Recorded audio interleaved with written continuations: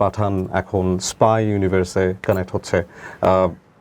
Tiger, তারপর war, ঋত্বিকের সাথে ওয়ারে, সালমানের সাথে টাইগারে, অ্যান্ড তারা র এজেন্ট, তিনজনই হচ্ছে র এজেন্ট এবং দে আর অ্যাকচুয়ালি ওয়ার্কিং উইথ আইএসআই। যেমন ক্যাটরিনা আছে আইএসআই, তারপর দীপিকা আছে আইএসআই।